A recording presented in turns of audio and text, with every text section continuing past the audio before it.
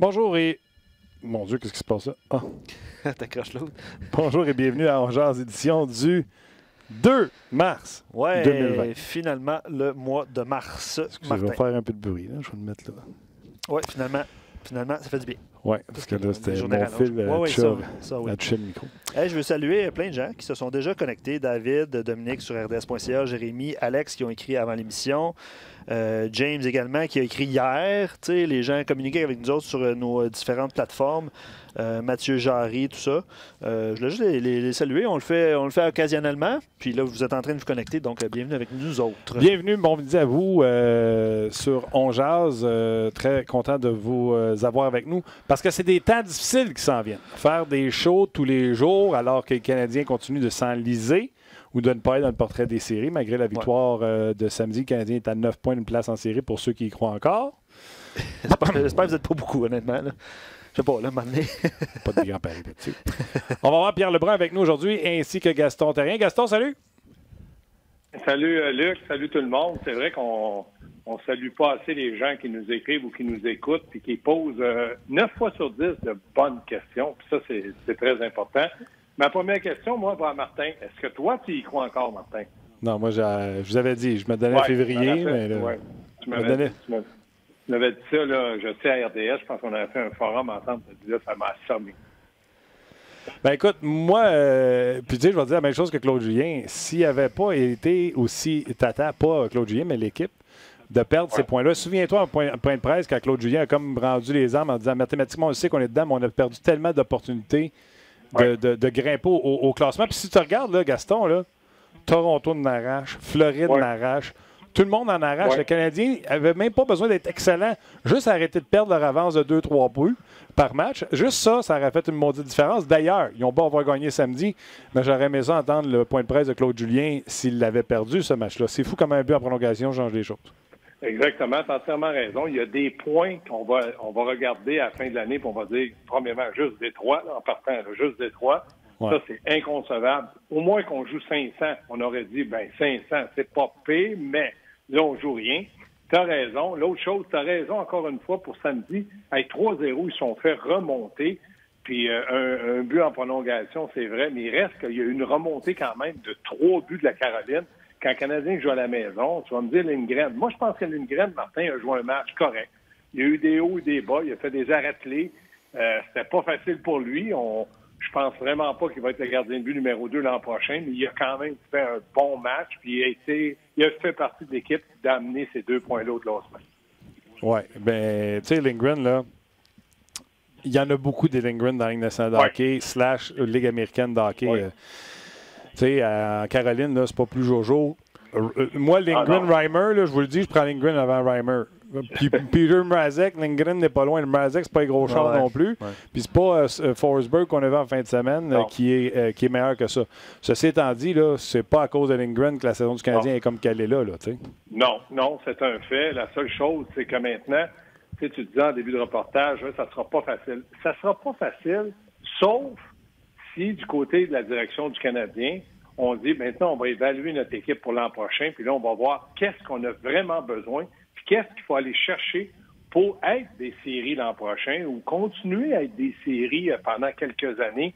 Donc moi, j'ai hâte de voir comment on va faire pour évaluer tout ce monde-là pour dire l'an prochain, c'est impossible, lui, il ne peut pas nous aider, lui, il peut jouer un 4e trio. Puis le meilleur exemple, moi, ce matin, je parlais avec Luc Bellemare là, pour entre 2 matchs, puis je disais, comment on va faire pour évaluer Suzuki? Bon, Suzuki, l'an prochain, s'il continue, on est tous d'accord qu'il pourrait être le premier centre du Canadien et Dano le 2e. En gardant le trio de Dano intact, Tatar, Dano, Gallagher, il y a du travail à faire du côté gauche et du côté droit. Mettons qu'on va chercher un ailier gauche d'impact. Est-ce que Armia peut être un dépanneur pendant une saison ou 2? Parce que moi, Armia, je le vois toujours sur un 3e trio.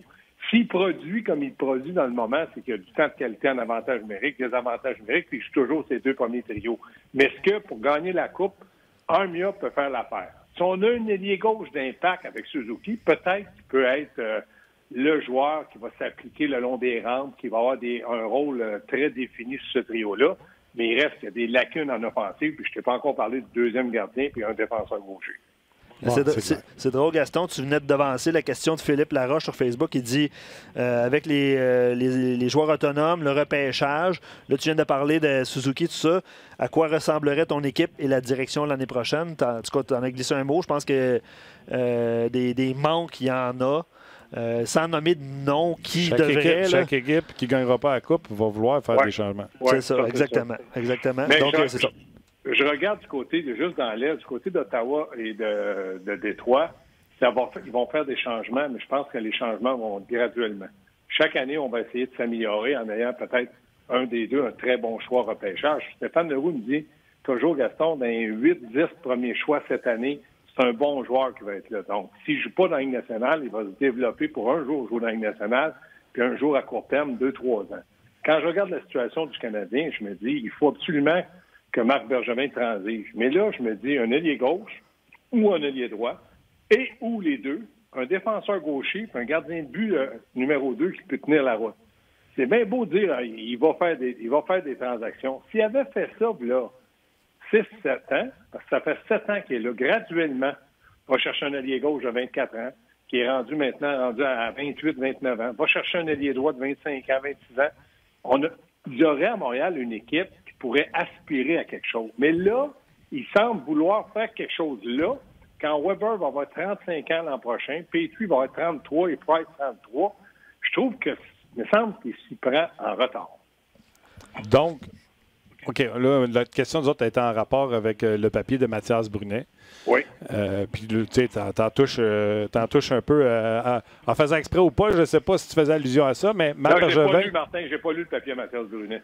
On va quand même résumer des grandes lignes là, parce que, tu sais, selon moi, en tout cas, moi, je trouve qu'il a été bon. En tout cas, il a certainement été meilleur que son point de presse qu'il avait donné le lundi. On parle d'un premier plan quinquennal qui était les 5 premières années qu'il était à la barre du Canadien de Montréal, où le Canadien a enfilé les saisons de 100 points. Oui. Et que par la suite, l'équipe a décidé de prendre une autre direction, c'est-à-dire le fameux reset. Et dans cette optique-là, il trouve que ça va bien. Moi, j'avais parlé ici en ondes là, depuis qu'il avait annoncé ce reset-là. Au lieu de repêcher 14 joueurs, il en a repêché 21. Il n'aurait jamais échangé un choix de repêchage, au contraire. Il y a encore 14 choix pour cette année. En parenthèse, il va certainement en remettre pour l'an prochain là, de ces choix-là. Donc, il explique que son plan consiste à ce que Romanov arrive l'an prochain, à ce que Suzuki soit meilleur, à ce que KK soit meilleur. Et il explique pourquoi. S'attend à ce que Cole Caulfield demeure avec son équipe collège parce que jusqu'à maintenant, n'a pas prouvé qu'il était prêt à quitter le Wisconsin. Bref, selon lui, le plan qui a été mis en place pour un deuxième plan quinquennal, c'était un reset, un retool, de sortir Pacioretty, de sortir Galchenyuk, de garder ce qui était bon et de ramener de la jeunesse. Moi, je pense que, Martin, tout ce qu'il a expliqué, c'est certainement vrai. Mais ce que je trouve, c'est que dans une ville comme Montréal, dans une ville comme Toronto, New York, tu peux faire un reset ou tu peux faire une reconstruction, mais tu dois toujours être compétitif pour les séries. Ce qu'il dit, c'est que dans son premier 5 ans, ben, il n'a pas plus participé aux séries. Il n'a pas fait long feu à part une saison où il est allé parce qu'il y a eu une blessure à Price. Ils sont allés en finale de l'Est. Après ça, c'était terminé. Donc, quand il parle de faire un reset, moi, j'aurais aimé qu'il fasse son reset et qu'il dise, bon, ben cette année, on va aller chercher, on enlève Pacioretty. Bon, Tatar s'est avéré un élément important et Suzuki très important. Mais on va aller chercher un autre ailier parce qu'on en a besoin de se grossir un peu à gauche. Puis on va donner un jeune ou un prospect ou un premier choix selon la demande, ou un ailier droit. Là, il dit Romanov. Moi, je m'attends à ce que Romanov soit là l'an prochain, mais je ne m'attends pas à ce qu'il brûle la Ligue nationale parce qu'il n'a pas brûlé la KHL là-bas. Donc, je me dis, ça va être graduel, lui aussi. Il va se développer. Puis un défenseur, c'est plus difficile qu'un attaquant parce que quand tu te fais avoir, c'est le gardien qui doit réparer, il faut casser. Dans le cas de Suzuki, bon, là, ça fait 5-6 matchs qui il y a un peu plus de misère, puis c'est correct. T'sais, l'équipe va pas tellement bien. On lui a donné Lekonen et Armia, c'est pas des marqueurs nés. Armia, il est bon, mais je trouve que son lancer n'est pas un lancer meurtrier. Quand il prend, il dégaine. Soit le gardien fait un bel arrêt, il rate le but, frappe un poteau. En tout cas, pour moi, c'est pas le marqueur idéal, mais il fait une très bonne saison. Lekonen, on le connaît. Donc, je me dis, Suzuki, là, vit un peu tout ça, puis il doit se dire, ouais, là, quand je donne à gauche, c'est Lekonen. quand je donne à droite à Armia est bon sur le long des rangs, mais c'est pas les éléments qui vont faire de Suzuki un premier centre d'impact l'an prochain avec le Canadien. Dans le fond, la question qu'on pose aux gens, tu sais, j'essaie de te le résumer en 3 paragraphes. Là, Mathias en a même mis ce qu'on appelle des extras sur sa page Facebook, mais il faut croire que j'ai pas la bonne page Facebook. Là, Luc vient de me montrer. Dans le fond, ce qu'on demande aux gens aujourd'hui, c'est achetez-vous la théorie de Marc Bergevin. Est-ce que ça vous calme les esprits, le fait qu'il y en a beaucoup qui étaient échaudés par la saison du Canadien? Ou, au contraire, comme toi, un peu, tu l'as dit tantôt, tu ne partages pas la vision que Marc Bergevin a? Bien, je partage sa vision si au mois de juillet. Là, ça fait 7 ans qu'il nous dit la même chose. C'est dur de faire une transaction, les joueurs autonomes ne veulent pas venir. Donc, pour moi, là, où je suis très prudent, c'est que je me dis comment il peut faire pour cette année, là, de dire, bon, ben, j'arrive à Montréal, le repêchage est à Montréal, j'ai été chercher un ailier gauche d'impact, un défenseur un peu comme Sherrod qui va jouer un rôle important dans ma brigade défensive. J'ai mis Romanov. Je regarde Kotkaniemi, j'espère que Kotkaniemi, d'après moi, ça va être dur l'an prochain aussi. Là. Si on ne fait aucun changement ou j'ai changé Domi, je ne crois plus à ça jusqu'à preuve du contraire. Moi, si on arrive au repêchage puis que le Canadien, pas repêchage, mais aux joueurs autonomes, le Canadien fait des transactions puis le repêchage, il donne des choix puis qu'il va chercher des joueurs d'impact, des joueurs de 24-25 ans comme Brady Shea ou Athanasiou, je me dis, oups, là, il y a un pas en avant. Ces gars-là sont offensivement meilleurs et on a besoin d'offensive à Montréal. Dans un système où Carey Price est le joueur dominant, il faut que tu sois capable de marquer un peu plus de buts. Donc, je me dis, ça, c'est un pas en avant, mais il ne l'a jamais fait. C'est pour ça que je dis, j'achète pas ça jusqu'à temps qu'il me le prouve. Et là, si jamais ça ne fonctionnait pas, parce que là, je me dis, les équipes vont dire, OK, tu as 3 choix de deuxième ronde. Tu veux avoir qui? Tu vas avoir lui, je te le donne pas. C'est là que je me pose la question. Il va être obligé de liquider des joueurs. Puis les joueurs qu'il ne veut plus, je ne suis pas sûr que les autres équipes. Est-ce que toi, Martin, tu voudrais d'avoir un Drouin dans ton équipe parce qu'il a 24, 25 ans, puis tu vas donner un de tes meilleurs attaquants ou un de tes meilleurs défenseurs pour lui? C'est ça la question. Gaston, dans la Ligue nationale de hockey, aujourd'hui, il n'y a personne qui s'échange un problème pour une superstar. On s'échange des problèmes, on s'échange des superstars, mais il n'y a personne qui va... Tu sais, Seth Jones pour Ryan Johansson, c'est 2 superstars. Des problèmes pour des problèmes. Je peux vous en nommer également. Oui, mais Brady Shea a été échangé parce que les Rangers voulaient un premier choix. Puis du côté de la Caroline, c'est un gars de 25 ans qui peut jouer là, 6-7 ans, 6 pieds 3. Il aurait cadré dans le marché du Canadien. Oui, mais Gaston, on va être dans la loterie, nous autres, pas les Hurricanes. Oui, mais là, on va être dans la loterie. Qu'est-ce que tu veux dire par la loterie? Est-ce que tu penses que le Canadien, c'est contre... Parce que là, ce que j'ai peur, c'est qu'ils gagnent quelques matchs, puis qu'ils continuent à se sortir la tête de l'eau, puis qu'ils vont... Tu sais, si on s'en allait toujours vers le bas, mais si tu me parles de loterie, tu es d'accord de dire que samedi, les 2 points, il aurait fallu laisser... Oui, mais ça, tu peux pas contrer. À la minute que tu fais pas les séries, tu es dans la loterie. Les Hurricanes, l'autre chose, Gaston, qu'il faut dire aux gens, ils ont 2 premiers choix. C'est pour ça qu'ils font cette transaction-là. Sinon, ils la font pas. Tu sais, moi, au lieu de dire, j'aurais aimé ça qu'ils fassent Brady Shea, au contraire, j'aurais aimé ça qu'ils fassent Patrick Marleau. Ce que les Hurricanes ont fait, ça veut dire gober le contrat de Marleau parce qu'on avait de l'argent pour un premier choix. Oui, ça, s'il avait voulu faire ça, oui, ça aurait été très, très avantageux. En tout cas, pour le premier choix, si le premier choix, comme tu dis, c'est un bon choix, puis gober son contrat, oui. Mais dans le cas des Canadiens de Montréal, on a essayé de faire ça avec Kovalchuk. C'est pas qu'on a gobé un contrat, c'est qu'on a pris quelqu'un pour venir nous dépanner qui a très bien fait. Non, mais dans le cas de Marleau, là, la transaction, c'est les Leafs ont envoyé Patrick Marleau et son contrat aux Hurricanes. Les Hurricanes ont reçu un premier choix des Leafs de Toronto pour terminer le contrat de Patrick Marleau. C'est ce qu'ils ont fait. Ils ont racheté le contrat de Marleau, donc il est sur la masse salariale des Hurricanes. Puis en échange de ça, les Hurricanes ont récolté un premier choix des Leafs. Et c'est avec ce premier choix-là, ou le premier choix des Hurricanes, mais parce que les Hurricanes avaient 2 premiers choix, qui ont décidé d'échanger un premier choix pour Brady Shea. Et les Rangers, avec leur 4e défenseur, Brady Shea, ils font comme un premier choix pour lui demain matin, puis ils font la transaction. Le Canadien, je pense pas qu'il est dans la chaise de dire aujourd'hui, on ne fait pas les séries, puis en plus, on n'a pas de premier choix parce qu'on est allé chercher Brady Shea. Parce que même si tu vas chercher Brady Shea à date limite des transactions, tu ne fais pas plus les séries. Là. Non, je ne fais pas plus les séries, mais ce gars-là, il aurait été quelqu'un qui aurait été bon cette année, comme tu dis, peut-être pas pour des années aux séries, puis qui aurait été bon pour 5-6 ans. Mais où je te rejoins, c'est que c'est sûr que si tu as juste un premier choix, mais il l'a jamais fait aller chercher un contrat pour un premier choix. Donc, ça aussi, il l'a jamais fait. Il n'a jamais fait une transaction majeure de choix et de prospect pour un joueur établi. Il a donné une vedette pour une vedette. Ceux qui est allé chercher, des Dano de ce monde, c'est des très bonnes transactions, mais c'est pas des premiers joueurs de centre ou des premiers défenseurs. Le joueur le plus couru d'un début de Bergevin, c'était Vanek, puis il avait donné un deuxième et Colberg Paul. Puis c'était le joueur le plus convoité à date limite des transactions. Oui, mais à ce moment-là, Martin, peut-être que le joueur le plus convoité n'était pas une super vedette. Vanek n'a même pas signé à Montréal, puis dans les séries, il n'a presque pas joué. Donc, c'est correct d'avoir aidé. Je suis d'accord avec toi, mais quand on est allé le chercher, au moment d'aller le chercher, les Islanders avaient payé le gros prix. Ils étaient à 1 point par match, je ne me trompe pas, avec les Islanders. Donc, non, je vais juste répondre dans le fond à la question de y a-tu déjà donné un choix et un espoir? La réponse Colbert, c'était pas un gros espoir. Là. Il l'avait essayé à Montréal, c'était moyen, là, en tout cas. Mais c'est correct. C'est correct qu'il ait fait ça, mais il ne l'a pas signé. Donc, ça n'a pas été pour le présent. Moi, ce que je demande, c'est pour le présent et le futur. Et Brady Shea aurait pu, je dis bien aurait pu, parce que je suis d'accord avec toi, mais s'il y avait eu deux choix de première ronde, il aurait pu le faire. Il n'a jamais été chercher un choix de première ronde pour prendre un contrat. Il ne veut pas faire ça. Il y a trop d'obstacles devant lui qui font en sorte qu'il ne fait pas les choses pour aider dans le futur ou le présent du Canadien. Il aurait pu en avoir un. Il aurait pu, lui aussi, aller chercher un contrat, dire « Donnez-moi un choix de première ronde, on va finir le contrat. » Il y en avait de l'argent sur la masse salariale. Je vais vous lire plein de commentaires. Il y en a beaucoup. Sylvain Martin sur Facebook, il dit « Il ne faut pas rêver. Le Canadien évalue déjà son équipe. Ils savent les points faibles. » Je résume un peu son propos parce qu'il est long. Là. Les joueurs autonomes intéressants ne sont pas nombreux la saison prochaine. De toute façon, c'est vrai qu'il a mentionné, encore une fois dans cet article-là, qu'il ne croyait vraiment pas au 1er juillet. Il s'est fait avoir avec Carl Osner. Je pense pas que ça va être...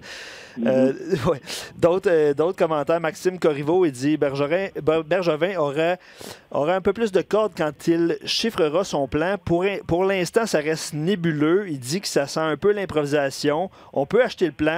Il faut savoir le vendre. Les gens ne sont pas dupes. C'est le type de commentaire qu'on reçoit. J'en ai un autre de JF Raymond. Il dit pas vraiment, j'ai pas appris grand-chose. Il dit que le 1er juillet, c'est une mauvaise idée. Donc l'an prochain, c'est plus ou moins la même équipe, plus Romanov. Puis il a dit qu'il serait employé sur la 3e paire. Sûrement un deuxième gardien de but aussi. D'après moi, écoute, mon père, il disait tu fais une erreur une fois, t'es cave, t'as fait 2 fois, tu le prouves.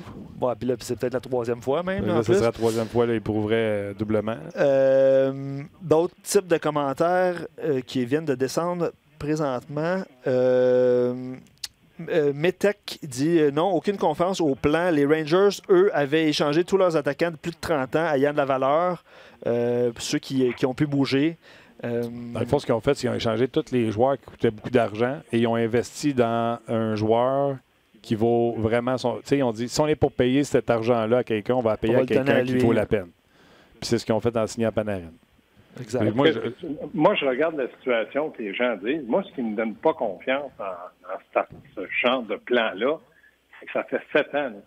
Puis à Montréal, je répète, là, si on était à Columbus ou ailleurs, ce ne serait pas la même chose. Mais moi, je connais... Attends une seconde. Pourquoi tu dis 7 ans? Ça fait 2 fois que tu le dis, puis je comprends pas. Bien, il fait 7 ans qu'il est ici, Marc Bergevin. Ça fait 8. Bon, ben, c'est sa 8e cette année. Oui, il était à sa 8e année. Il n'a pas passé les joueurs autonomes cette année. Fait que ça fait 7 ans qu'il aurait pu essayer de faire quelque chose autonome. Ça n'a pas marché. Cette année, ça va être la 8e année qu'il va essayer. C'est pour ça que je te dis, moi, j'ai confiance s'il fait quelque chose cette année. Mais ce qui me fait douter de ma confiance, c'est qu'il n'a jamais rien fait des années antérieures. Pourquoi cette année? Parce que là, il sent que le couteau, il a ça à la gorge. Puis ça fait 7 ans que ce gars-là est ici, puis on ne participe pas aux séries. Puis quand on a participé aux séries, c'était dès le début, puis c'était pas lui qui avait emmené cette équipe-là. C'est pas lui qui l'avait bâti. Donc, okay. Pour moi, là, j'ai un gros doute dans ma tête que ce gars-là va être capable de faire la job. Oui, mais premièrement, Gaston, tu vas me trouver fatiguant. Là. Mais 2012, 2013, 2014, 2015, 2016, 2017, 2018, 2019, ça fait 8 ans qu'il fait les First of July, 8 ans qu'il fait les drafts. Bon, ça fait 8 ans. D'abord, c'est encore pire que 7 ans. OK. Non, mais c'est parce que, attends une seconde, là, ça fait 8 ans. Les premières années qu'il était là, je présume que tout le monde était content. Il a pris une équipe qui était way back en arrière. Ouais. Puis ça, là, il le mentionne, en fait. Tu sais, dans l'article, là, excuse-moi de t'interrompre, Martin, mais dans l'article, il dit qu'il espère, puis visiblement, ce qu'on fait pas, là, c'est qu'il espère que son plan, entre guillemets, ou son séjour est coupé en deux. Tu sais, le 5 ans. Ben, je l'ai ici, la côte, là. Gaston, écoute ça. Là. Oui, j'aimerais peut-être que le public voit la démarcation en 2018 entre les deux phases. Quand je suis arrivé en 2012, l'équipe venait de terminer 27e rang du classement général. Dès le début, je me suis dit que ce n'était pas un si mauvais club. Piquet Subban, Max Pacioretty, Carey Price étaient jeunes. Markov avait encore du bon hockey. À l'interne, il y avait un peu de bisbille. L'environnement n'était pas sain. C'était tout croche entre eux. Eric Cole se chicanait avec un tel. Je me suis dit qu'on allait faire des ajustements. Et on a fait les séries. La première année, on a perdu contre Ottawa. On a atteint la finale, finale d'association deuxième année. Et la troisième année, on est allé on était au deuxième rang du classement quand Carey Price s'est blessé le 25 novembre. Il dit on était au deuxième rang du classement général à ce moment-là. Fait que lui, il aimerait ça que les gens fassent une distinction entre... C'est quand même difficile à faire, honnêtement. Là. De faire la distinction. Là, Ben oui, c'est ça. Là, je comprends pas parce que je comprends ce qu'il a dit. Il est allé, il y a eu une blessure. Mais le hockey, les blessures, pour moi, je m'excuse, là, mais ça fait partie du hockey. Si tu es en train de dire que le Canadien, en 1930, n'a pas gagné une coupe parce qu'il y en a un qui s'est cassé une jambe, je suis désolé pour vous autres, mais c'est pas ça la réalité. La réalité, c'est que le Columbus fait face à énormément de blessures. Ils ont de la misère, mais ils ont été capables, en début de saison, de prendre des points. Là, ils perdent, ils ont gagné le dernier match, mais ils perdent des matchs, puis ils n'ont pas de joueurs. Pourquoi ils perdent, là, Gaston? Parce qu'ils n'ont plus assez de joueurs. Ils ont perdu Seth Jones. Ils en ont perdu plein, mais ils n'ont jamais perdu leur corps à défense. Là, ils ont perdu un des 4 défenseurs. Oui, mais Atkinson, c'était un bon joueur offensivement. Oui, mais il gagnait pareil sans lui. C'est depuis la blessure de Seth Jones que cette équipe-là rote. Ben, d'ailleurs, ils n'ont pas gagné les 3 derniers matchs, eux autres, là? Non, OK, ils ont une victoire. Ils ont une victoire. Ils ont une victoire. D'ailleurs, en plus, la question, gars, ça a été demandé à Marc Bergevin. Puis bravo à Brunet d'avoir posé la question parce que quand l'excuse des blessures est arrivée, il a dit comment t'expliques Columbus, qui ont réussi ou ce que vous semblez rater. Je vais paraphraser là, parce que je ne l'ai pas sous les yeux. Là. Et il dit Columbus, avec toutes leurs blessures, avec la perte de Panarin, de Bobrovsky, ils surprennent. Comment t'expliques? Il dit ils ont décidé de jouer en équipe et de porter une attention aux détails. Les joueurs doivent acheter la salade vendue par l'entraîneur et jouer de façon structurée. Et elle est prête à se sacrifier leurs statistiques personnelles pour le bien de l'équipe. Les bonnes équipes font ça. Ça, quand il dit ça, là, moi, je m'excuse, là, mais j'ai l'impression qu'il vient d'envoyer un gâteau empoisonné à Claude Julien. Bon, il faut qu'il trouve un bouc émissaire. J'ai l'impression que s'il faut congédier quelqu'un, il ne va pas se congédier, donc il va congédier Julien. Ça, c'est la chose la plus facile à faire. C'est l'entraîneur qui paye. Mais moi, là, je regarde ce que Marc Bergevin a amené avec le Canadien de Montréal depuis qu'il est là, 7 ans, 8 ans, 20 ans. Il n'a pas emmené une meilleure équipe que quand il l'a pris, que lui est arrivé avec le Canadien. Il n'est pas meilleur aujourd'hui qu'il l'était là-bas. Certains joueurs ont plus de maturité et d'expérience. D'autres vieillissent. Il y a eu Suzuki. C'était super que Suzuki puisse faire une saison comme ça. C'est pas lui qui l'a repêché. Il a fait une bonne transaction. Mais moi, je dis que Vegas va être aussi heureux d'avoir Pacioretty qui joue très bien là-bas, qui a marqué, il est rendu à 30 buts. Donc, ils ont trouvé le compte. Puis ça, c'est des bonnes transactions pour les deux équipes. D'ailleurs, Gaston... Avec Piquet et Weber, bonne transaction pour les deux équipes. Ouais, d'ailleurs, Tatar connaît sa meilleure saison offensive en carrière avec 3 aides aussi. Fait que ça ajoute à Suzuki. Là. Exactement. Puis, tu sais, je regarde ça puis je me dis, ça, c'est bon. Mais maintenant, il faut entourer Suzuki. Comment va-t-il faire? Si on me dit Armia peut faire l'affaire, je dis OK, mais qui joue à gauche? Ben, des communes. OK. Depuis 5 matchs, Suzuki, il faut dire que c'est sa première année dans la Ligue nationale, en arrache un peu plus parce qu'il joue avec les Conan et Armia. Lekonen ne me l'ait pas expliqué comment ça, c'était lui qui avait eu cette passe-là sur la palette d'être sur la 2. D'ailleurs, Suzuki, parenthèse, Gaston a été nommé le récipiendaire de la Coupe Molson. Ça te donne une idée. Hein? Oui, mais ça fait 5 matchs qu'il ne joue pas comme il jouait avant. Mais le récipiendaire, c'est le mot complet. Non, je suis d'accord. Non, je te dis, je suis d'accord avec toi, mais le fait qu'il soit récipiendaire de la Coupe Molson te prouve à quel point c'est ton jeune joueur qui est à sa première année, puis c'est pas les autres qui l'ont. Là, ça te montre à quel point cette équipe-là est déficiente. Ça, tu as tout à fait raison. C'est pour ça que je me dis que Kanyemi, est-ce qu'il va être l'année prochaine? Il faut qu'il soit capable d'évaluer son personnel. Puis quand je regarde Sherrod, c'est un joueur, on pensait que c'était un 5e, 6e défenseur. Il est devenu un des 4 à Claude Julien. Du côté gauche, il est le numéro 1, là, mais il est devenu ça. Comme tu dis, Brady Shea, peut-être qu'il était 4e à New York. À Montréal, il aurait certainement pu jouer dans les 4 aussi. On n'a pas de défenseur gaucher. Fait que quand ça me fait rire, quand il y en a un qui joue 4 dans une brigade défensive ailleurs, puis qu'à Montréal, nous autres, on a 0. On a zip. T'enlèves Sherrod à gauche, là, c'est Kulak, Mété, Ouellet, puis Osner dans le moment. Fait qu'on a 0 défenseur. Fait que je me dis n'importe quel qui peut venir, mais je suis toujours d'avis avec ce que tu as dit, de dire c'est délicat de donner un premier choix, mais s'il avait mis ça en banque, comme il y en a mis des choix de 2, des choix de 5, peut-être qu'il aurait pu faire cette transaction-là. Je prends un commentaire de Patrick pour vous poser une question désaunier sur RDS.ca. Il dit Colin, il a descendu. Il dit tant que le Canadien ne va pas réussir à convaincre un joueur autonome sans compensation de premier plan de signer ici, on va toujours remettre la pression sur les jeunes espoirs. Puis même s'ils sont la pression, ces jeunes espoirs, c'est pas partout pareil. C'est les jeunes qui ont ramassé le bateau à Chicago, c'est les jeunes qui ont ramassé le bateau à Pittsburgh. Oui, mais Martin, tu as raison. Mais les jeunes qui ont ramassé le bateau, c'était des joueurs concession. Nous autres, on n'en a pas dans nos jeunes, des joueurs concession. Non, mais pas pour l'instant. On verra bien. Tu sais, je vais te donner un exemple. Ryan O'Reilly, c'est le premier choix de la 2e ronde, je pense, de son année. C'est le joueur concession avec les Blues de Saint-Louis. Fait que... Mais il a quand même fait 3, c'est sa 3e équipe. Oui, mais puis un joueur concession, pour moi, là, c'est un joueur qui domine sa formation. Lui, il est dans une bonne formation, puis il est le leader de cette formation-là. Mais ils sont repêchés où, ces joueurs-là, d'abord? Hein? Au 3e rang. Au 3e rang. Oui, mais on a eu des 3e rangs. On a eu Galchenyuk, on s'est trompé. On a eu Kotkaniemi au lieu de Matthews. Dans le moment, on est obligé de dire qu'on s'est trompé. Il y en a un qui joue dans la Ligue nationale, puis l'autre qui joue dans la Ligue américaine. Pas Matthews. Tu veux dire Quinn Hughes? Ketchuk. Pas Matthews. Ketchuk aussi. Ah, Brady Ketchuk, c'est sûr, oui. Mais, tu sais, Ketchuk, c'est pas plus un joueur franchise aujourd'hui. Il joue dans la Ligue nationale. T'as raison. Oui. Marc Lessard a dit le plan est bien à 70 Je sais pas où est-ce qu'il a séparé ça, mais il dit plusieurs bons jeunes pour le futur. Pour l'améliorer, l'organisation à court terme et plus facilement, ça passe par Laval. Les jeunes doivent gagner avant d'arriver ici. Ben là, ça a besoin parce qu'ils vont tout être là. Il n'y en aura plus d'excuses. Ouais, d'ailleurs, Ilonen, parenthèse, là, c'est officiel. Il va rejoindre la formation du Rocket. Il va pouvoir jouer avec son ami KK. Ça serait intéressant. Question quiz, les gars. Gaston, Pacioretty pour Tatar, Suzuki et un 2e choix que le Canadien a échangé contre 2 choix repêchage. Le Canadien au repêchage n'a pas pris ce choix-là. Je ne veux pas voir ta feuille. Ils ont repêché... Ah, je vais te dire c'est qui. Okay. Ils ont donné leur 2e choix, qui était un certain Samuel Fagemo. Et ils ont donné ça, le 2e choix aux Kings, pour un 3 et un 5.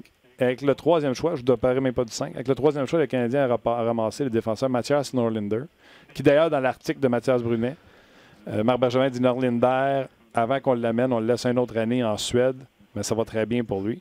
Alors, qui a le meilleur de la transaction entre Vegas, qui a eu Pacioretty à 30 buts, et le Canadien avec Tatar, Suzuki et Norlinder, si Norlinder devient ce que tout le monde pense qu'il va devenir? Ben, pour moi, là, le gars là, qui va rester en Suède, le Norlinder, que je connais pas du tout, il n'a pas encore patiné ici. Fait qu'on va se garder une gêne pour dire il est bon, il va devenir un super. On va se garder une gêne. Bon, il est 3e choix. On espère qu'il va être bon, mais c'est un prospect. Mais on ne le sait pas. L'autre chose, moi, je te dis que quand tu fais une transaction puis que les 2 équipes sont contentes, c'est 2 bonnes transactions. Tatar, parfait à Montréal, c'est un gars de 25 buts. Pacioretty, comme tu as dit, un gars de 30 buts. Il va en finir avec 35 cette année. Il y en a 30 déjà. Il reste 18 matchs. Il devrait être capable de jouer 35 buts.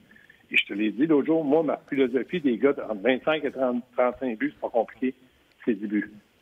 Et 10 buts, c'est dur à faire. Rendu à 25.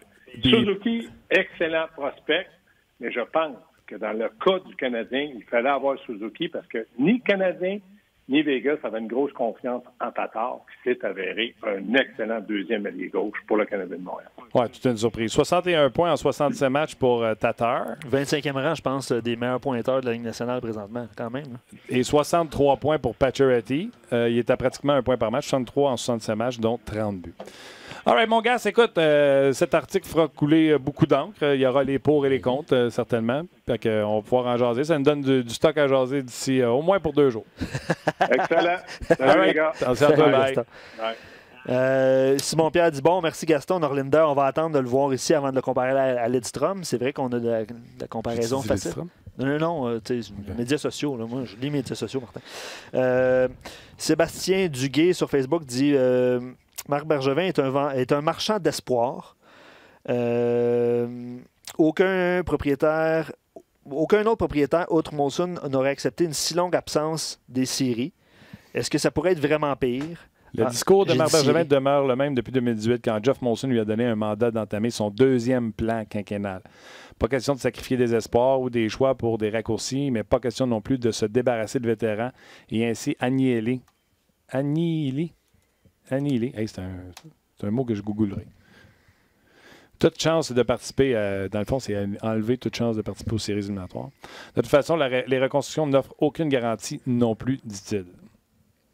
Malgré son désir de garder l'équipe compétitive, il n'a jamais échangé des choix de premier tour, des espoirs de premier plan. Excusez la table. Pour des résultats plus rapides. Je ne prendrai pas de décision à court terme pour bien paraître et faire mal à l'équipe à long terme. Peut-être que ça va me coûter mon poste, mais j'ai trop de respect pour l'organisation. Il y a plein de choses qui ont été dites sur le repêchage de Romanov. Il a dit que il a été question qu'on le laisse passer parce que sur plusieurs listes d'équipes, Romanov n'était pas là. Et Timmons ne voulait vraiment pas le perdre. Alors, c'est pour ça qu'on l'a sorti au moment où on l'a sorti. Et des équipes par la suite ont confirmé à Marc Bergevin qu'eux, ils l'avaient 56e et allaient le sortir. Donc, le Canadien aurait bien fait de le sortir à ce moment-là. Sinon, le Canadien l'aurait perdu. Qu'est-ce qu'il a dit d'autre d'intéressant? Caulfield va faire qu'il patiente. Kotkaniemi aussi, par rapport à son attitude, entre guillemets. Oui.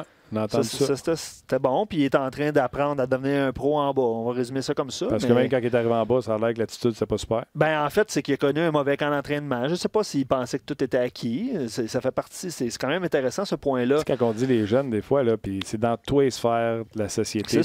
Dans toutes vos... Écoutez, dans ma job à radio, il y a des gens, on parle d'adultes, qui se pensent beggar, puis qui ont fini, qui se pensent plus gros que le poste de radio, puis qui ont fini par perdre leur emploi. C'est sûr. Dans toutes les mais quand c'est un jeune joueur, il ne perd pas son emploi. Il perd sa job, mais il s'en va. Tu ne le mets pas à la porte. Il faut que tu ailles apprendre. Il y en a que tu peux mettre à la porte, là, mais... Oui, mais tu sais, comprends-tu? Puis c'est dans tous les sphères. Je peux pas croire que les gens ne comprennent pas ça. J'en ai vu, je suis certain que tu en as déjà vu, des gens qui sont rentrés à RDS, puis moi, je suis meilleur que d'écrire des nouvelles, je vais être à TV, puis ça existe partout. Dans toutes les sphères de la société, effectivement. Puis, à un moment donné, ça prend une tape ses doigts. Ça prend un reality check. Donc, pour Kotkaniemi, on se rend compte que peut-être qu'il y en a une partie qui est ses épaules de Kotkaniemi. Qu'est-ce que tu veux que le directeur gérant fasse? T'sais? Puis si un de ses joueurs de pêchage, il n'aboutit pas alors que tout le monde avait des grosses attentes parce que lui, il est tombé en amour avec Fortnite, mettons. Ah oui. Qu'est-ce que tu veux qu'un gars fasse? En tout cas, Caulfield va bien, mais il y a des choses à apprendre sa rondelle. Mais Caulfield, ça aussi, son discours a changé. Je ne sais pas si tu te souviens, en janvier, au point de presse de Marc Bergevin, je pense qu'il souhaitait voir Caulfield faire le saut dès l'année prochaine, puis c'est plus le cas depuis samedi.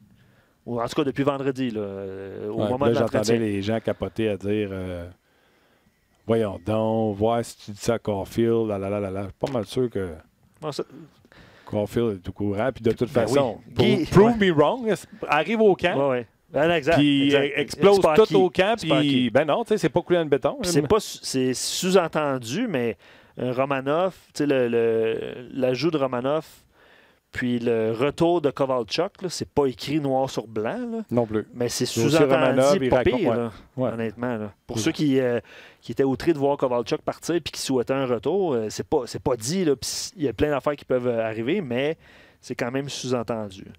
Il y a beaucoup de commentaires. Je sais pas pourquoi le monde il se passe le mot aujourd'hui. Les gens... Steven et Jas, il dit quoi de mieux? Écoutez, on jase en travaillant la journée de ma fête. Fait que je veux souhaiter bonne fête à Jas et à Steven qui nous ont écrit sur rds.ca. Bonne fête, les gars.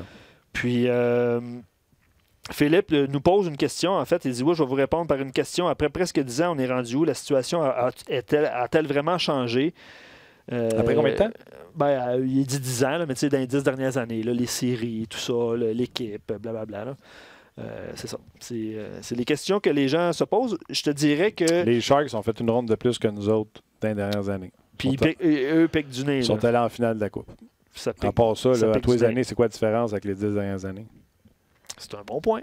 Les équipes. C'est un bon point. C'est quoi la différence avec c'est un bon point. le Wild de Minnesota, les Blackhawks de Chicago? Il y a une équipe qui gagne la Coupe. Hein, puis il y a une équipe finaliste, puis après ça, c'est les autres qui suivent. Là. Les Rangers sont allés en finale de la Coupe? Oh, oui. Gagné quoi? Pas la Coupe. Non, mais ils ont annoncé leur les Oilers, 3 premiers. Tu comprends-tu? Moi, là, c'est sûr. J'ai envie de dire, regardez ailleurs, vous allez voir. Comme tu l'as dit, une seule équipe l'emporte. Fait que s'il faut que les 30 autres soient en joie le vert à tous les fois, on fait de la radio joie le vert. Avant de quitter Facebook, je veux vous donner un dernier commentaire avant d'aller rejoindre Pierre Lebrun. Martin Lajoie dit « J'ai peut-être mes lunettes roses » parce qu'il y en a qui voient ça positivement et il y en a d'autres négativement. Je pense que l'avenir est intéressant, mais pas avant 3 ans. Il dit « Le seul problème, c'est que le noyau va être passé date. » Je ne sais pas, en termes de noyau, il parle de peut-être Price puis Weber. Price, mais tu sais, ça prend des vétérans. Ça prend le milieu. C'est ça. Ça prend le milieu. Lui, il garde. Je trouve ça correct. Voilà. Donc, sur sa visite au Colorado, il a dit ça a passé proche. Ça n'a pas passé proche. J'aurais aimé ça, mais il dit non. On n'a pas été plus loin. Fait que ça veut dire c'était qui? Je ne sais pas, mais ça laisse sous-entendre que. C'était pas quelque chose de petit. C'est ça. C'est pas Martinson contre Andrigetto, mettons. Dans le temps. Ça, je lis. Voilà, on met fin au Facebook Live, mais venez nous rejoindre sur RDS.ca parce que Pierre Lebrun s'en vient dans quelques instants. Merci. Puis on va continuer la discussion, évidemment, avec vous. Donc, merci aux gens de Facebook. On se retrouve, on raccroche. On raccroche. Il parle de la transaction Drouin-Sergachev. C'est sûr, Drouin n'a pas atteint son plein potentiel. Il dit on venait de perdre le Radulov, on voulait le remplacer. Puis également l'aspect québécois. Tu peux rapatrier un Québécois surtout que tu as une chance. Fait que c'est pour ça qu'il l'explique encore. Il parle de Peeling aussi là, dans les extras en disant que la pire chose qui lui soit arrivée, c'est d'avoir marqué 3 buts parce que les attentes ont grimpé. Est-ce que c'est ses attentes à lui ou les attentes du public ou leurs attentes à eux? Mais c'est intéressant. Puis je pense qu'il voit comme un... honnêtement, Martin, à moins que je me trompe, il n'a jamais dit en le repêchant que ce serait un joueur de premier ou deuxième trio. Là. Non. Je pense qu'il voit à sa chaise sur le 3e trio. Là. Ouais. Je pense pas que c'est nouveau. Ouais. Mais c'est ça. Ça résume un peu les... Puis sur le repêchage, dans le lot, puis on va le voir cette année parce que il y a des joueurs qui ont repêché qui doivent signer, dont McShane, j'ai pas les noms, Samuel Hood, Cole Fonstad, puis Cam Ellis. Mais à un moment donné, il ne pourra pas tous les signer. Avec la banque de choix, il y en a 14 cette année. C'est sûr qu'à un moment donné, ça ne fonctionne plus là, en termes de contrat. C'est intéressant. Là. Il devrait en signer un sur les 4 qu'il a mentionné dans le texte. Il a quand même dit écoute, t'es Samuel... comment tu croises les doigts. Là. Ouais, Samuel Hood, tu fais comme tu get up. Ouais. All right, écoute, ça fait le tour pour l'article de Mathias Boulet. Vous pouvez continuer d'en discuter avec nous. D'ailleurs, on va en parler avec Pierre Lebrun. On va le rejoindre tout de suite. Pierre Lebrun, salut, comment ça va? Ça va très bien aussi. Ouais. Le soleil en Floride, monsieur Lemay. Bon, tout le monde qui va avoir de la pluie verglaçante sur la tête aujourd'hui dans les coins de Montréal, ils sont tous heureux d'entendre ça. OK. Oui, monsieur. Réunion des directeurs gérants à Boca-Raton, tu viens de le mentionner. C'est quoi les topics cette année? Oui, je pense pas qu'il va y avoir des grosses nouvelles cette année. Écoute, on regarde à toutes sortes de règlements. Je sais que, comme aujourd'hui, par exemple, les directeurs gérants se sont partagés dans des petits groupes pour discuter des différents sujets. Il y en a un qui c'est les gardiens d'urgence. Après, qu'est-ce qui s'est passé à Toronto la fin de semaine passée. Il y a un autre groupe qui discute le cross-check. Je pense que la Ligue pense que ça commence que cette année, les joueurs ils font trop de ça. On peut penser à Chara avec Gallagher, d'ailleurs. Oui, entre autres. Mais fait que toutes sortes de petites affaires. Je te dirais pas que cette année, je pense pas que ça va faire des grosses nouvelles cette année. Puis c'est correct parce que on veut pas toujours refaire la game à chaque année. L'autre chose que je devrais mentionner, c'est que à chaque année, à cette réunion, c'est une réunion de 3 jours, les directeurs gérants font un souper où il y a quelqu'un qu'on va honorer. Et cette année, c'est Bob Gainey qui se fait honorer ce soir par les directeurs gérants. Ah oui, hein? Oui, monsieur. Pourquoi à chaque année, on en honore un comme ça? Y a-t-il un degré de sélection? Comment ça fonctionne? Ben, c'est des anciens gérants. On veut honorer des anciens gérants pour leur carrière, etc. Okay. Avant qu'il est décédé, il y avait une année où Brian Murray s'est fait honorer, juste par exemple, etc. OK, je comprends.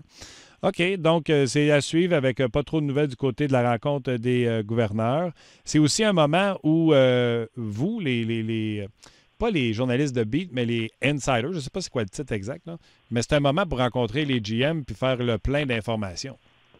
Oui, c'est surtout ça qui est le fun à cette réunion. C'est moins à faire avec les nouvelles qui sortent. Alors, il va quand même avoir des nouvelles, évidemment, mais c'est plus à faire avec...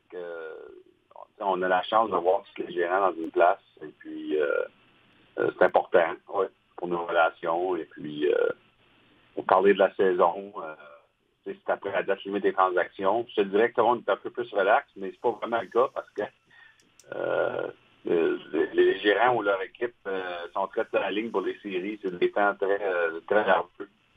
Alors, chaque game, comme un des directeurs gérants m'a dit hier soir, chaque game, c'est difficile parce que les gérants ne peuvent plus rien faire pour leur équipe après la date limite des échanges. Alors, c'est comme c'est comme un rendu partisan. C'est un temps de l'année assez nerveux pour eux autres. Oui, là, je vais te parler de Marc Bergevin, mais là, tu m'ouvres la porte. On va revenir à Marc Bergevin.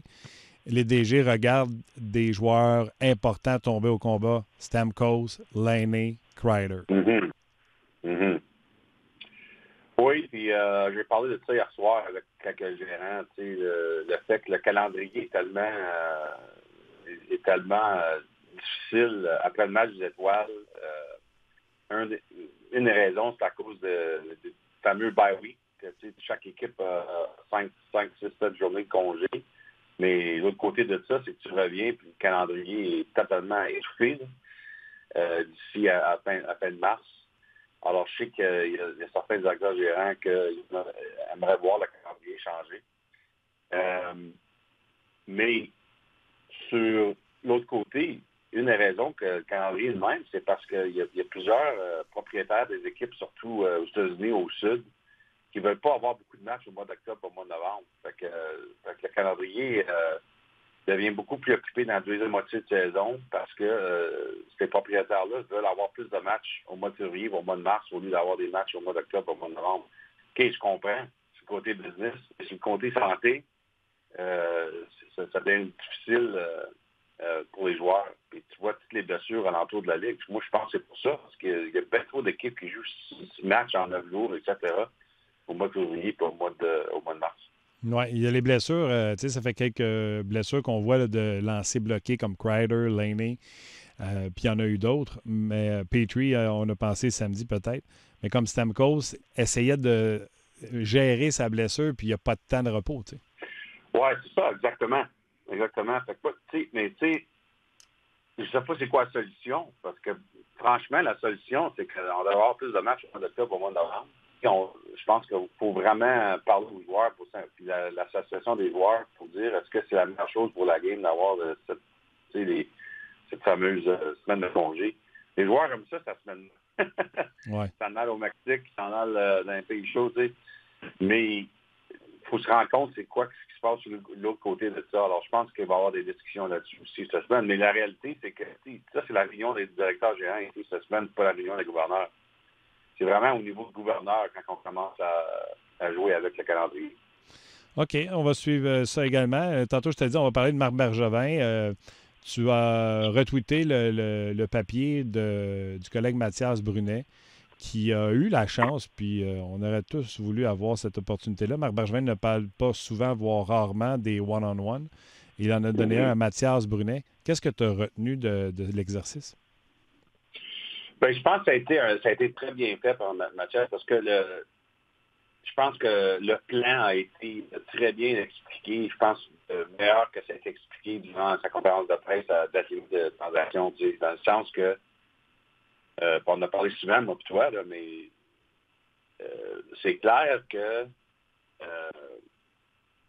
quand tu as Carey Price et Shea Weber qui fait partie de l'équipe, tu ne peux pas rebâtir au niveau qu'on aurait bâti avec certaines équipes. C'est le plan d'essayer d'avoir une équipe qui peut faire les séries l'année passée, même si on continue de rentrer les jeunes. C'est délicat, c'est pas facile, mais c'est le plan pour des raisons qui sont là. Je veux dire, tu peux pas. Je sais qu'il y a des gens qui voulaient que le Canadien prenne la meilleure offre au Tatar, au Petrie à date limite. Mais comment tu pourrais faire ça, puis ensuite regarder Carey Price et Shea Weber dans les yeux, puis dire on va être bon l'année prochaine? Alors, je comprends les partisans qui voudraient tout recommencer, c'est correct, mais si c'est ça, ben d'abord, ça veut dire que Price et Weber ne peuvent pas être là. Tu ne peux pas tout faire. Alors moi, je comprends le plan. Le plan, c'est que le Canadien veut essayer d'être une équipe qui pourrait faire les séries l'année prochaine, avec des vétérans très importants, mais en même temps, la jeunesse continue.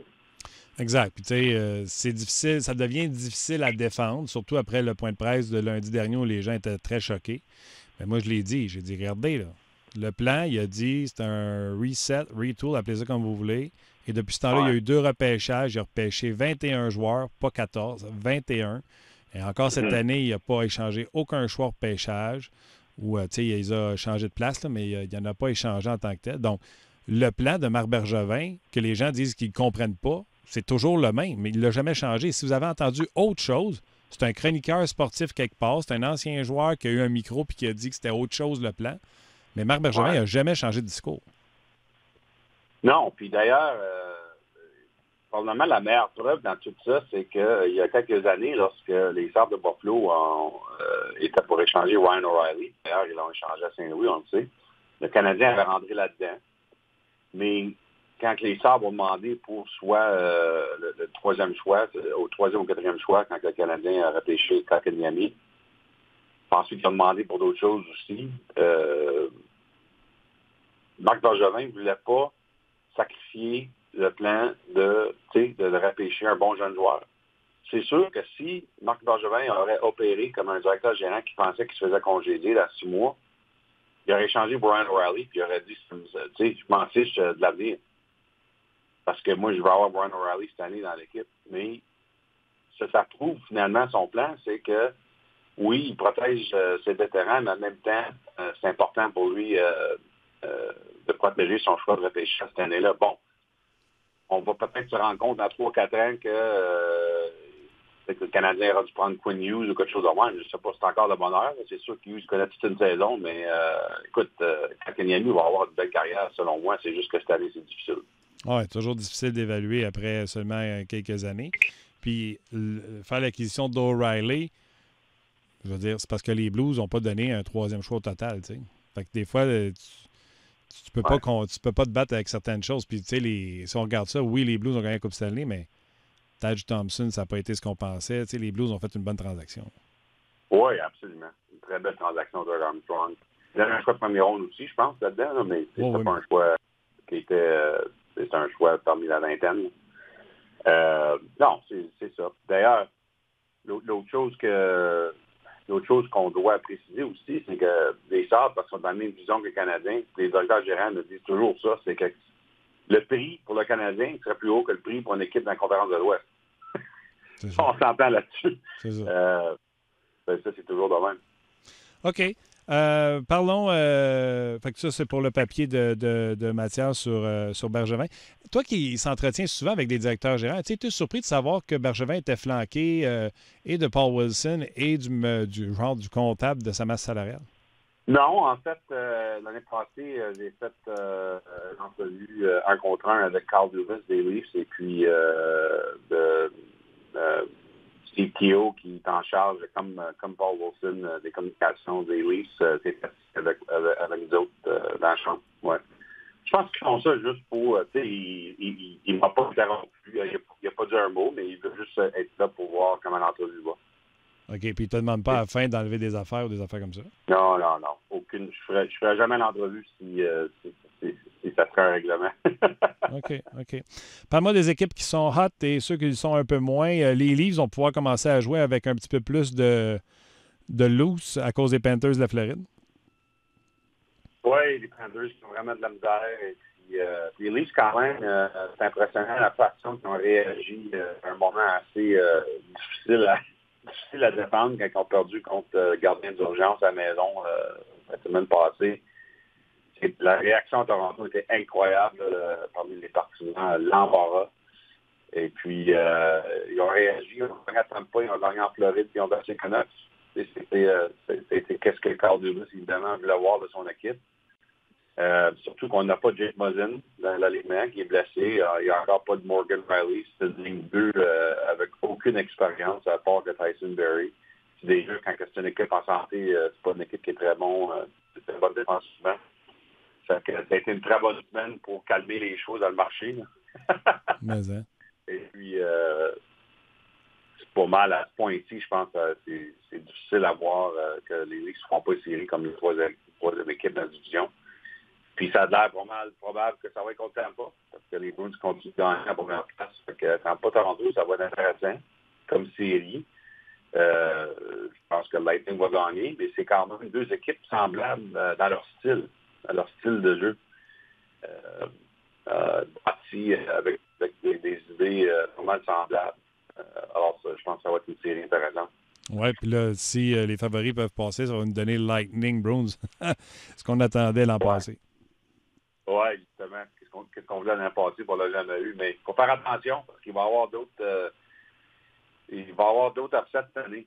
C'est la réalité. C'est que tout le monde regarde dans l'Est et dit, OK, Tampa, Boston, Washington, Pittsburgh, c'est évident que ça va être les 4 équipes en deuxième ronde, mais je te dis qu'il y a toujours quelque chose qui se passe. C'est la réalité de l'hockey aujourd'hui. Les Flyers, y a-t-il une équipe plus haute que ça présentement? Oh, voilà un exemple de là. Oui, puis Alain Vigneault, d'ailleurs, j'ai l'impression qu'il devrait se tailler une place parmi les 3 finalistes pour le Jack Adams. Beaucoup d'amélioration avec cette équipe-là cette année. La façon qu'on a intégré des jeunes joueurs avec les vétérans. C'est une équipe très organisée. Je sais que quand je parle avec Chuck Fletcher, directeur général des Flyers, il m'a dit que c'est tellement évident la façon que les Flyers jouent différemment que l'année passée à cause du nouveau entraîneur et des entraîneurs. L'année passée, Chuck Fletcher qui me disait les Flyers, ils couraient toujours après le jeu, puis cette année, c'est eux qui contrôlent le jeu. Et ils pensent vraiment que ça a à faire avec le système d'alignation. Une équipe que personne ne parle, puis que j'ai envie, moi, de te parler. Il y a eu un changement d'entraîneur. Ils ne sont qu'à 1 point d'une place en séries éliminatoires, le Wild du Minnesota. Oui, c'est assez étrange comme histoire, parce que même le directeur gérant, Bill Guérin, qui rentre là-dedans, comme sa première année qui est directeur gérant, lui, il s'est fait embaucher pour faire des changements, parce que c'était une équipe qui... c'est une vieille équipe. Il n'y a pas beaucoup de jeunes sur cette équipe-là. Alors, lui, il veut faire des changements cet été. Évidemment, il en a déjà fait. Il a congédié Bruce Boudreau. Aussi, il a échangé Jason Zucker.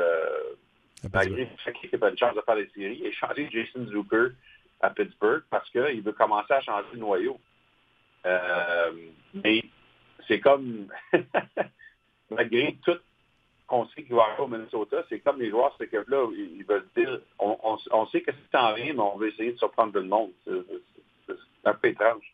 Non, c'est incroyable. Puis malheureusement, pour les entraîneurs, ça arrive souvent que tu changes d'entraîneur puis que ça amène un renouveau. C'est plate à dire, mais ça arrive.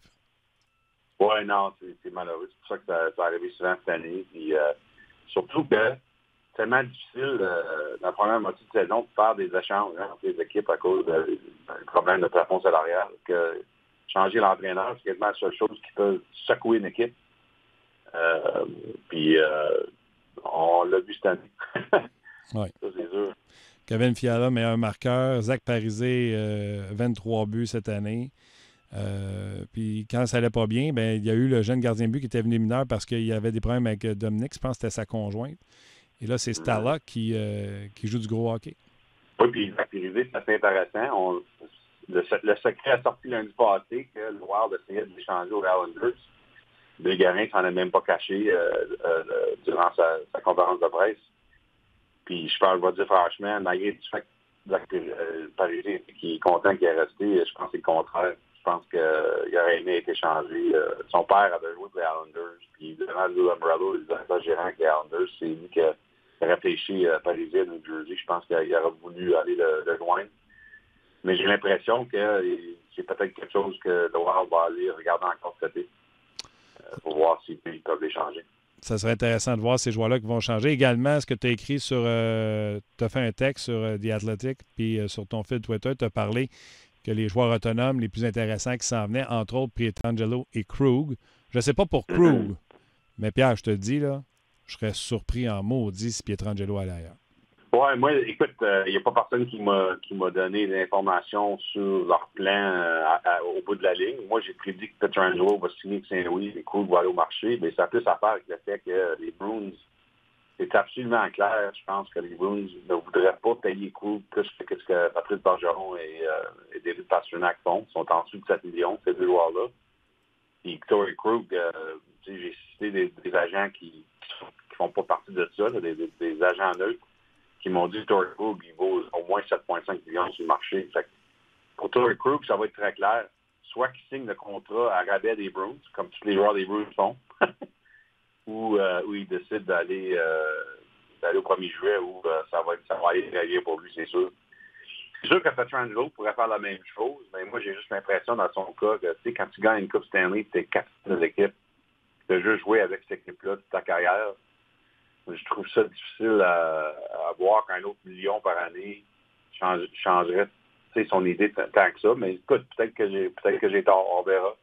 Je sais que, évidemment, il n'est pas signé. Fait qu'il y a des conversations entre les Blues et ses agents à Newport. Évidemment, ça n'a pas produit un nouveau contrat. Et là, Doug Armstrong qui a annoncé l'autre jour qu'on ne parlera plus de contrat ici à la fin de l'année. On va attendre après la saison d'aller voir ça. Mais moi, je pense que les Blues vont lui offrir le contrat de John Carlson, qui est 8x8. Alors, est-ce qu'il peut vivre avec 8x8? C'est sûr, sur le marché, je pense qu'il peut aller chercher 19 ou 19,5. Mais pas x8, par exemple. Il peut juste aller chercher 7 ans sur le marché. Ça va être vraiment ça la décision pour Pietrangelo. Est-ce que je prends moins pour rester avec une équipe où je suis tellement heureux, ma famille est heureuse à Saint-Louis, ou est-ce que je vais chercher un autre million sur le marché? Oui, lui, il est implanté à Saint-Louis. Je pense que sa conjointe vient de là également. Puis Ryan O'Reilly à 7,5, je veux dire, Saint-Louis ne brise pas sa masse salariale en mettant 8,8 à Pietrangelo. Tu sais, ça se tient. Oui. Puis d'ailleurs, la comparaison de l'équipe avec John Carlson est quand même pas pire. John Carlson, qui connaît toute une saison, il fait 8x8. Puis Carlson, comme Pietrangelo, a gagné une coupe à Washington, a décidé de rester avec les Capitals. Mais de l'autre côté, moi, je joue toujours les deux côtés parce que je trouve ça tellement fascinant, les négociations de même. C'est sûr que si tu es Newport, puis tu regardes les contrats de Drew Doughty, Erik Karlsson, d'ailleurs, c'est eux autres qui ont fait le contrat d'Erik Karlsson, 11,5 millions, tu as le droit de dire que Pietrangelo connaît une bien meilleure saison que Erik Karlsson. C'est ça qui est intéressant dans les négociations. Fait qu'à la fin de la journée, oui, est-ce qu'il devrait se faire payer 9,5 millions par année? Ça se peut bien, mais ça n'arrivera pas à Saint-Louis. Puis moi, je l'ai cité Doug Armstrong au début de l'année quand j'ai fait une entrevue avec. Puis c'était très clair son message dans la situation où il ne croit pas, lui, dans les équipes qui font des gros salaires de même, que lui, c'est l'équipe. Tu regardes les Blues et les Bruins, c'est très semblable. C'est comme des cultures de rabais entre les deux équipes. Puis ça donne aux deux équipes beaucoup plus de profondeur à cause de ça. Par David Perron qui était proche d'un point par match à 4 millions. Ouais, c'est ça. Fait que, en tout cas, ça va être intéressant. Doug Armstrong s'est quand même protégé au mois de septembre avec l'échange pour Justin Falk en cas qu'il ne va pas signer Pietrangelo parce que, évidemment, avec Colton Parayko et Justin Falk, ils ont deux droitiers en cas que Pietrangelo s'en va. Mais, en tout cas, on verra ce qui arrive au mois de juin. OK. Dernière petite, là. Ton Hart, Draisaitl, McKinnon ou Pastrnak? Ouf. Si les Raiders seraient tirés, tu pourrais rentrer Panarin là-dedans. Absolument. Mais, je pense que c'est Draisaitl présentement. Moi, j'ai voté pour McKinnon. Les journalistes à la saison ont voté sur le Hart à la saison. Puis moi, j'avais fait McKinnon à cause des blessures au Colorado. Il est tellement constant. Puis le McDavid avait gagné avec les Ovalistes à mi-saison. Je n'étais pas convaincu avec ça parce que, tu sais, c'est quoi la différence entre lui et Draisaitl, finalement? Le Hart, c'est pas pour le meilleur joueur. Le Hart, c'est pour le joueur le plus utile. Pas la même chose. C'est sûr que Connor McDavid, c'est le meilleur joueur au monde. Mais ça ne veut pas dire qu'il est le joueur le plus utile cette année. Mais Draisaitl, je pense, va avoir une très bonne chance parce que pendant que McDavid a manqué 3 semaines, Draisaitl a continué de produire. Et puis, je pense à cause de ça, probablement. Et puis, le fait qu'il est tellement en avance de McKinnon chez les pointeurs, j'ai l'impression que si ça continue, Draisaitl va gagner une trophée Hart. Sûrement. Puis là, tu m'as ouvert la porte là, sur les Rangers, Panarin. Écoute, il y a une production hallucinante. Ça m'impressionne avec une jeune équipe comme ça. Mais à quel point j'aurais voulu que Igor Shesterkin ne se blesse pas dans un accident de voiture pour voir comment les Rangers auraient pu pousser pour une place en série. Ben là, la blessure de Kreider aussi, c'est malheureux. Parce que l'équipe jouait tellement bien. Là. Puis là, on dirait que ça a comme enlevé un peu de momentum entre la blessure au jeune gardien et la blessure à Kreider. C'est difficile. Tu sais, c'est comme les Canucks qui jouaient tellement bien pendant un long bout de temps. Là, ils s'en allent perdre Markstrom. En fait, mon texte vient juste d'être publié dans l'Athletic sur... j'ai fait un one-on-one avec Jim Benning ici à l'Union des directeurs gérants. Puis, écoute, tu ne peux pas s'en cacher quand tu perds un gardien comme Jacob Markstrom, qui était parmi les meilleurs cette année dans la Ligue nationale. C'est très difficile. On espère que Demko, c'est un jeune qui, Benning a confiance en lui, mais c'est toute une situation de rentrer un jeune de même avec les Canucks, je pense qu'ils ont 13 matchs au mois de mars. La pression, c'est difficile pour le jeune gardien. Oui, j'étais convaincu que Demko pourrait faire le travail. Regarde, il est encore tôt. Peut-être qu'il pourra les aider à se qualifier pour les séries. OK, mon Pierre, écoute, profite du bon temps là-bas. Continue à remplir tes sources plein les poches, plein ton coffre, puis on se rejase lundi prochain. Parfait. OK. Bye-bye. Salut. Bye-bye. Bye-bye, Pierre. Gros merci encore une fois d'avoir été là en direct de Boca Raton. C'est chiant, je vais t'avouer. En tout cas. Il n'a pas commencé avec la pluie verglaçante ici. Non. C'est sûr que plusieurs... Attends une minute, là, mais t'as entendu, là, Canadien, O'Reilly. Oui. Encore là. Il est bon, O'Reilly. Oui. C'est excellent. Il n'y a pas un GM qui aurait donné un 3e au total. Ben c'est ça, c'est l'envers du décor un peu. Là, on apprend des choses aujourd'hui là, avec le papier de Mathias, la conversation avec Pierre. T'as raison. Il n'y a personne qui aurait donné ça. Fait qu'est-ce que c'est une mauvaise décision de ne pas l'avoir fait ou une bonne décision? Non, mais après ça, il s'en va à Saint-Louis puis c'est un 26e. Puis là, le monde fait « Ouais, mais nous autres, on l'a pas eu. » Mais non. Buffalo, pour que ce soit Montréal qui ait O'Reilly, 3e. Mm-hmm. Dans l'Ouest, 26. Mm-hmm. Tage Thompson. Ouais, c'est ça. Ouais, ça a été un petit peu payant. Tu sais, quand on parle de bonne, là, ça, c'est pas pire. C'est sûr que les sujets de discussion par rapport à Marc Bergevin, puis... C'est encore là. Ça serait un autre sujet qu'on pourrait partir, là, mais je regarde là, on n'a pas le temps. Là. Mais un Ryan O'Reilly, tu sais ce qu'il va te donner. Oui. L'autre, c'est... Oui, mais c'est ça. Les choix au pêchage, les premiers choix, indépendamment où tu les sélectionnes, c'est un pourcentage. C'est sûr. Là, tu avais une garantie. C'est sûr. Puis avant, je vais aller voir, là. Mais je sais qu'on n'a pas le temps. Tu as déjà échangé une garantie comme Craig Rivet pour un premier, puis c'était pas de charity, tu comprends? Fait que des fois, ça peut te péter dans la face. Oui. C'est sûr. Tu sais, le premier, là, on chasse. C'est pas Kotkaniemi, tu sors, c'est... Y a-t-il un joueur plus fort que O'Reilly qui est sorti? Hughes? Pour là? Oui, mais ça ne veut pas dire que dans 5 ans, dans 3 ans, ça va être ça. J'essayais de voir les points d'O'Reilly. C'est pas en termes de points, lui. C'est en termes de tout ce qu'il fait sur la glace. C'est pas en termes de points, sauf que l'année passée, il y a quand même 77 points. Ouais. Mais avant ça, il y avait des saisons de entre 50 et 60 points. Il avait fait les séries une fois à 7 matchs d'attitude. C'est ça. C'est quoi ça? Il était étiqueté comme quoi à ce moment-là? Comme un perdant? Et voilà. Parce qu'il ne faisait pas les séries. Mais on jouait 25 minutes, gagner des face-offs comme pas possible. Ouais. Mathieu Lévesque dit « Les gens ne veulent pas échanger Petrie, Weber, Tatar et Price. Admettons que le CH fait les séries l'an prochain. Ont-ils vraiment une chance pour la Coupe? J'en doute. Ils ne feront que perdre la valeur quand les espoirs seront prêts. Price aura 35 ans, Weber 37, Petrie 35. Si c'est plus, c'est le moment de rajeunir l'équipe. On a reçu beaucoup de ce genre de commentaires-là aujourd'hui. OK, mais mettons, là, tu fais ça. Tu Il y a fais pas, Frank qui écrit tu fais ça pas une aussi. série sur l'an prochain. Si tu échanges tes vétérans comme ça, tu es sûr que tu ne fais pas l'an prochain, puis dans 2 ans, puis dans 3 ans. Ça, c'est garanti. L'autre affaire que j'ai envie de vous dire, qu'une petite équipe qui fait juste une ronde, tu as eu ça comme message tantôt? C'est ça que tu me disais? Plein.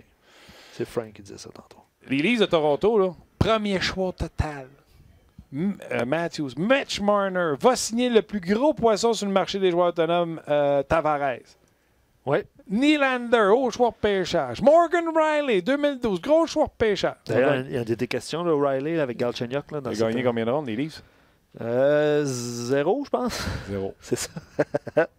0. Ouais. C'est où ta garantie que tu échanges Petrie, Weber, Aucune. Price? C'est où ta garantie que dans 4 ans, tu vas gagner autre chose qu'une ronde de série? Je vous le dis, s'il vous plaît. Je ne suis pas Marc Bergevin, je ne le défends pas, c'est pas son agent. Non. Il n'y a pas de recette magique. Il n'y en a pas une qui dit « Vends tout, reconstruis, ça va marcher. » Les Leafs, les Oilers, les choix. Il n'y en a pas une qui dit « Fais des échanges, tu vas gagner la Coupe Stanley. » Les Blues de Saint-Louis. Regarde les Sharks, ils en font-tu des échanges? Evander Kane, Joe Thornton, Eric Carlson, ils ont tous. Ils ne gagnent pas. Il n'y en a pas une. Non, il n'y a pas de recette miracle. Là. Comme le que repêchage. on comme fait ça, puis ça va marcher. C'est ça. Puis tantôt, tu parlais d'aller voir ailleurs les autres équipes. Diane Morancy nous a écrit un message. Elle a dit les vedettes, c'est pas gage de succès. Puis elle a fait un peu cet exercice-là aujourd'hui. Elle dit les Pingouins ont juste 11 points de plus que les Canadiens avec les Crosby, Malkin, tout ça. Ils ont 6 défaites d'affilée, dont contre les Ducks, les Kings, les Sharks. Les Panthers, ça va pas bien avec Huberdeau, Barkov, Bobrovski. Même chose Chicago, Nashville, Buffalo. Tampa a été éliminé en première ronde l'année passée avec une équipe qu'on disait à dit pacté, mais je vais dire favorite. Là, on va dire ça comme ça. Le talent n'est pas gage de réussite. C'est une question de vouloir, d'éthique de travail. Boston a une bonne ligne d'attaque et 2 gardiens qui se séparent le travail, mais tout le monde joue de la même façon. Elle termine en disant que le Canadien a besoin de 2 bons défenseurs, un gaucher pour jouer avec Weber, 1 ou 2 autres attaquants et un gardien auxiliaire de calibre LNH. Il y en a qui vont dire 1B. Là. Puis elle rajoute qu'il faut se débarrasser de Drouin. Là. Mais bref, l'essentiel de son commentaire, c'était. Diane, bon commentaire.